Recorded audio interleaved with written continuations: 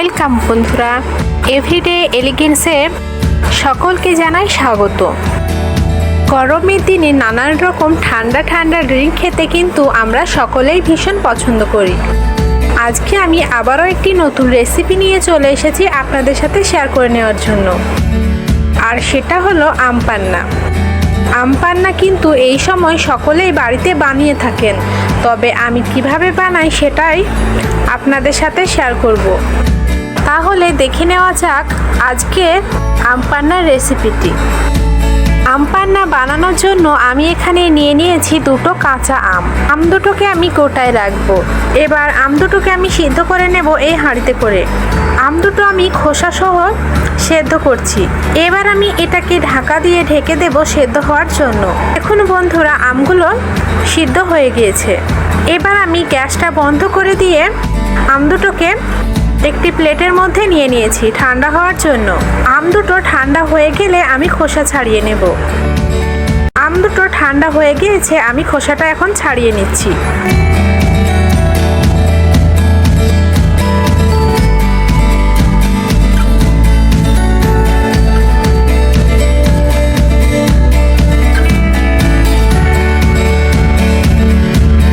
এবার আমি একটা গ্রেডারের সাহায্যে আমের শাঁস অংশগুলো বের করে নিচ্ছি। আপনারা চাইলে হাত দিয়ে চটকেও আমের শাঁস অংশটা বের করে নিতে পারেন।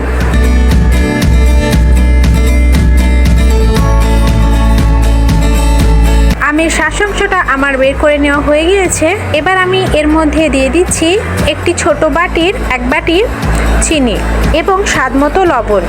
এবার আমি এর মধ্যে দিয়ে দিচ্ছি প্রয়োজন মতো জল।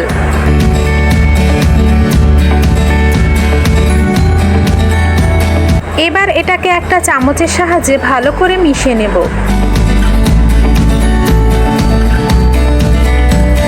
এই দেখুন বন্ধুরা, এটা ভালোভাবে মেশানো হয়ে গিয়েছে।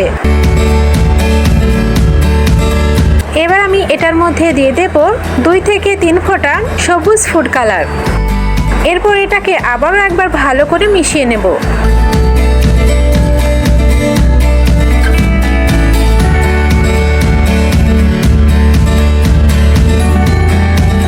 এবার এটাকে ছেঁকে নেওয়ার পালা। এবার আমি একটা ছাঁকনির সাহায্যে এই আম পান্নার শরবতটা ছেঁকে নিচ্ছি, যাতে কোনো গোটা অংশ না থাকে।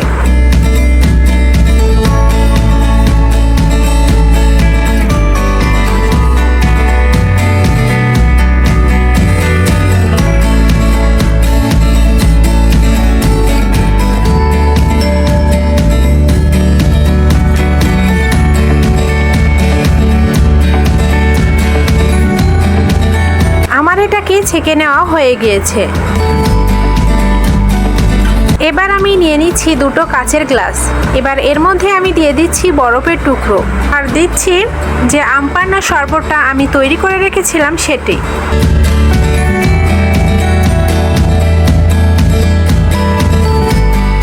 এবার সবশেষে আমি এর মধ্যে দিয়ে দেব পাতিলেবুর রস। তাহলেই রেডি হয়ে যাবে আম পান্নার শরবত। তো বন্ধুরা, কেমন লাগলো আজকের আমার এই রেসিপিটি? ভালো লাগলে একটা লাইক দেবেন এবং শেয়ার করে দেবেন। আজ এখানেই বিদায় নিচ্ছি। সবাই ভালো থাকুন, সুস্থ থাকুন, আর পুরো ভিডিও জুড়ে থাকার জন্য ধন্যবাদ।